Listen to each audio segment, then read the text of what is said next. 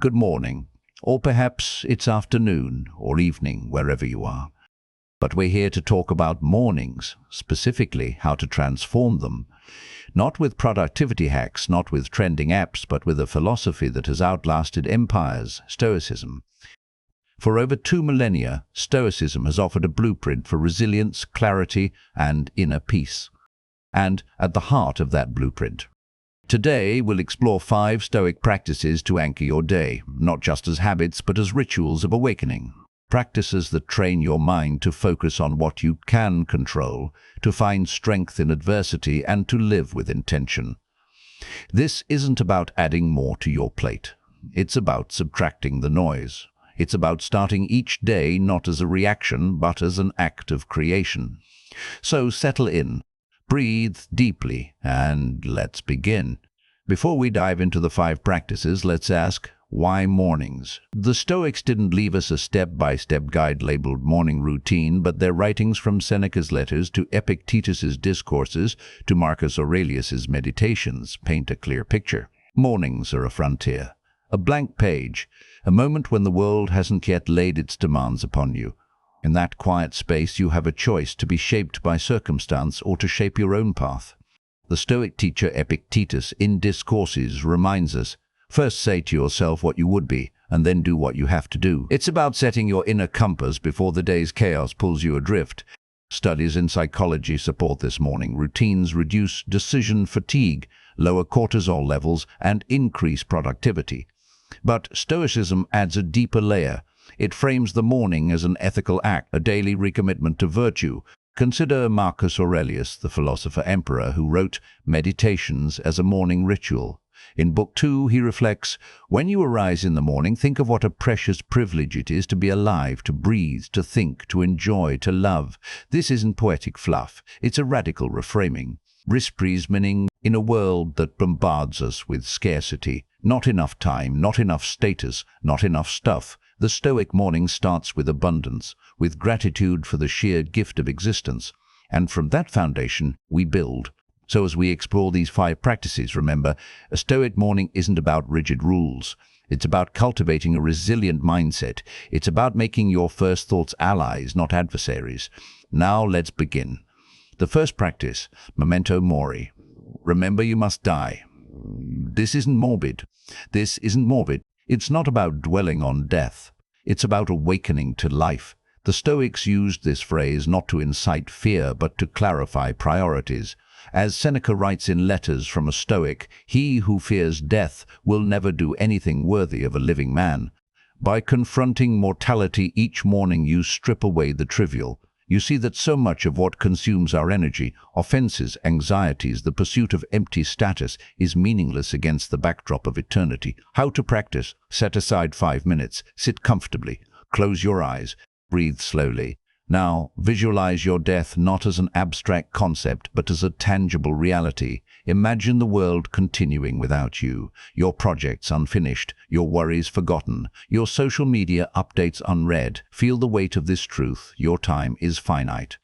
Your energy is a non-renewable resource. Then, ask yourself, what truly matters today? What would I not waste my limited time on? How would I treat others if this day were my last? This isn't about urgency for urgency's sake. It's about alignment. When you remember you will die, you're forced to confront how you live. You stop sweating the small stuff. You start investing in what lasts: virtue, relationships, inner growth.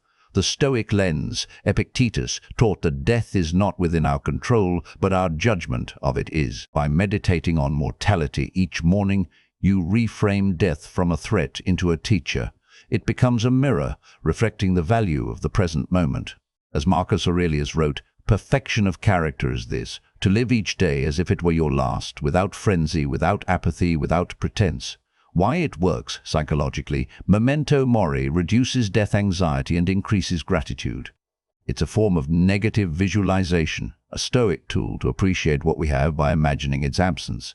But it's more than that. It's a call to action, to live deliberately, to build a legacy of character, not just accomplishments. In our modern world, we're experts at distraction. We scroll through feeds, numb ourselves with busyness, avoid the big questions. Memento mori is the antidote. It's the quiet voice in the morning that asks, is this how you want to spend your one precious life? The second practice, premeditatio malorum, premeditation of evils. This might sound pessimistic, but the Stoics saw it as profoundly empowering. While most people visualize success, winning the game, landing the deal, achieving the goal, the Stoics advocated visualizing failure. Not to invite it, but to disarm it. Epictetus explains in Enchiridion, the things in our control are by nature free, unrestrained, unhindered, but those not in control are weak, slavish, restrained. If you think that only what is yours and that what is not your own is not your own, then no one will coerce you, no one will hinder you. Premeditatio malorum prepares you for the not your own, the external events you can't control. By anticipating problems, you neutralize their shock value. You transform anxiety into readiness. How to practice after memento mori. Spend 5 minutes mentally walking through your day. Identify potential challenges, a difficult conversation with a colleague, a looming deadline, a traffic jam, a moment of temptation, procrastination, anger, distraction. For each, visualize it in vivid detail, not with dread, but with detached clarity. See yourself responding with virtue, with courage if facing fear, with temperance if facing excess, with justice if facing conflict, with wisdom if facing uncertainty. Ask, what is within my control here? Ask, what my thoughts, my actions, my judgments? What is not? Others' opinions, external events, the past. How can I respond with excellence regardless of outcome? This isn't about predicting the future. It's about rehearsing your resilience. The Stoic lens, Seneca, in On Anger, writes, "We are not given a short life, but we make it short, and we are not ill-supplied but wasteful of it. Worry is a form of waste, a misuse of imagination. Premeditatio malorum repurposes that imagination.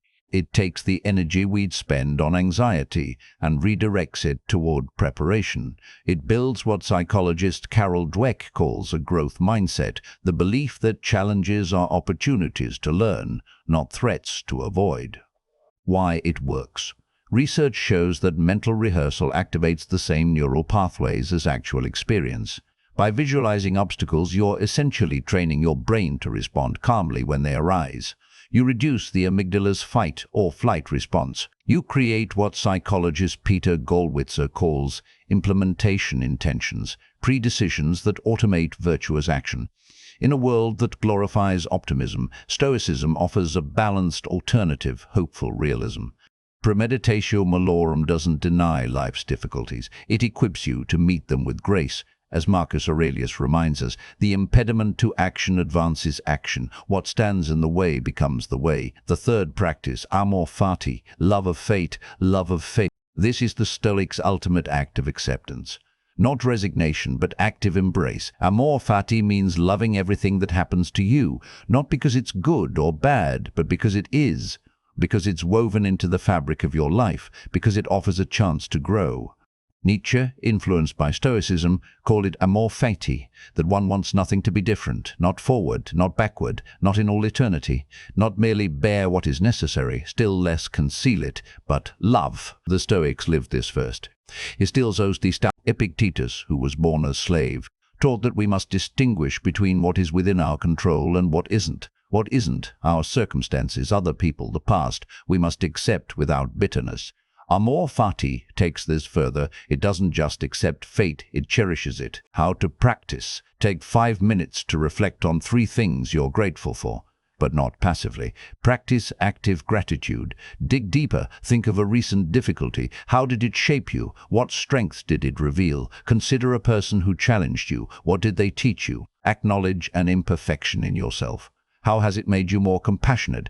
Then say aloud or in your mind, I love my fate. I accept all that has been, all that is, and all that will be. I am grateful for the totality of my experience. This isn't about ignoring pain. It's about seeing pain as part of a larger whole. As Marcus Aurelius wrote, the universe is change. Our life is what our thoughts make it. Amor fati is the choice to make your thoughts allies. The Stoic lens, gratitude in Stoicism, isn't just for the good things, it's for everything. Pristicism isn't just for the good things, about Schnein, because everything Every setback, every loss, every inconvenience is raw material for virtue. Seneca, who experienced exile and betrayal, wrote, "I am grateful, not in the sense that I would have chosen these things, but in the sense that I would not exchange them for anything." This is radical gratitude. It transforms victimhood into empowerment. Why it works. Studies show gratitude rewires the brain. It increases activity in the prefrontal cortex linked to decision-making and reduces activity in the amygdala linked to fear. It lowers inflammation, improves sleep, and fosters resilience. But Stoicism adds a philosophical depth. Amor fati isn't just feeling grateful, it's a commitment to finding meaning in all experience. It's the foundation of what psychologist Viktor Frankl called tragic optimism, the ability to say yes to life even in suffering. In our culture of complaint, amor fati is a revolutionary act. It's a morning reminder that you are not a passive recipient of life, but an active participant. That your peace depends not on what happens, but on your judgment of it. The fourth practice, prosopopoeia, the art of role-playing. This might sound unusual, but it's a cornerstone of Stoic self-discipline. Prosopopoeia involves imagining yourself as a wise figure, a mentor, a hero, or even a god, and asking what they would do in your place. It's like having an inner council of the virtuous. Epictetus encouraged his students to do this. When you're about to meet someone, ask yourself, what would Socrates? Wisdom, understanding what's within your control. 2. Courage, acting rightly in the face of fear. 3. Justice, treating others with fairness and kindness. 4. Temperance, using resources, time, energy, pleasure moderately. How to practice after amor fati? Ask, what is one situation today where I can practice wisdom? One where I can practice courage, one where I can practice justice, one where I can practice temperance. Then choose one virtue to focus on. Visualize yourself embodying it. For example, if you choose courage, see yourself speaking up in a meeting or setting a boundary. If temperance, see yourself resisting distraction or delaying gratification. Finally, phrase your intention as a commitment.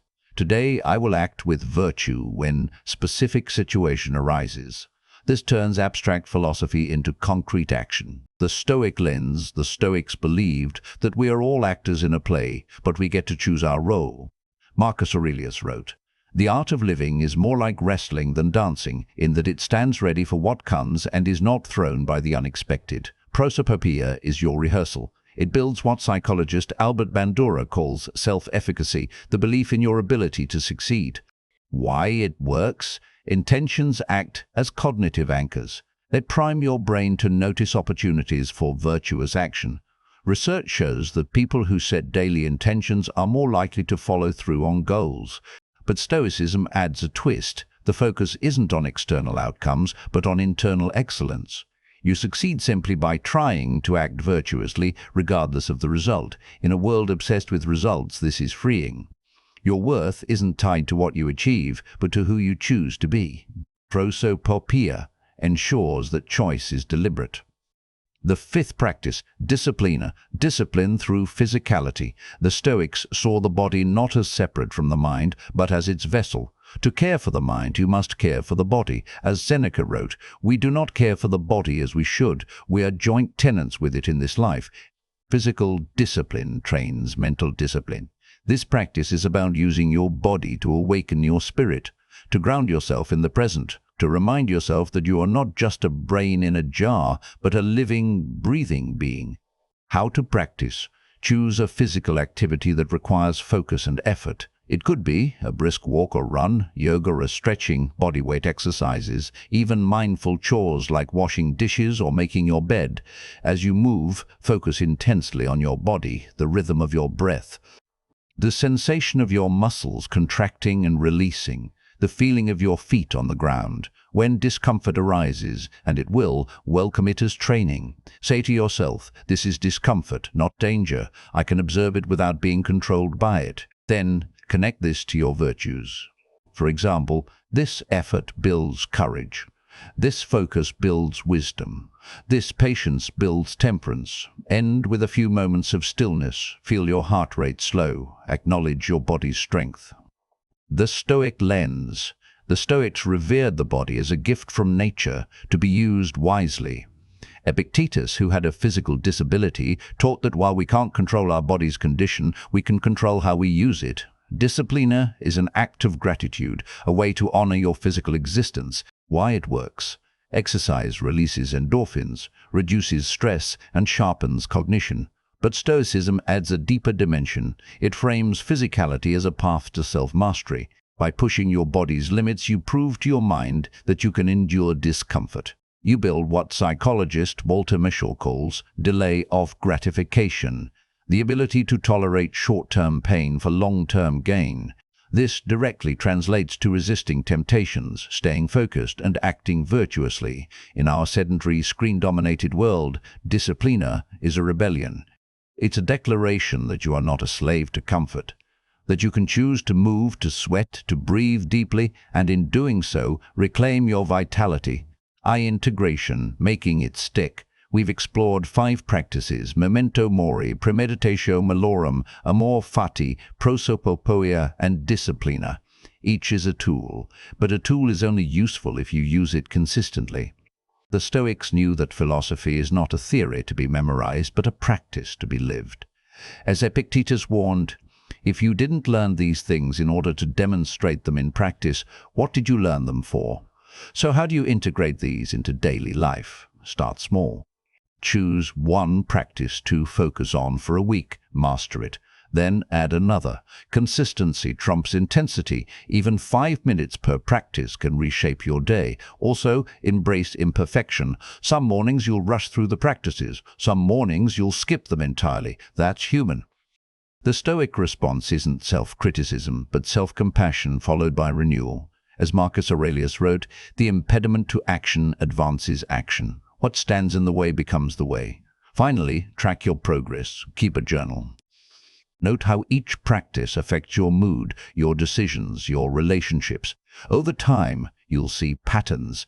You'll notice that when you start with memento mori, you're less irritable.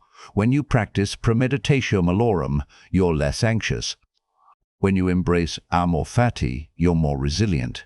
This is the heart of a Stoic morning. It's not about perfection, it's about progression. It's about building an unshakable inner citadel, one morning at a time.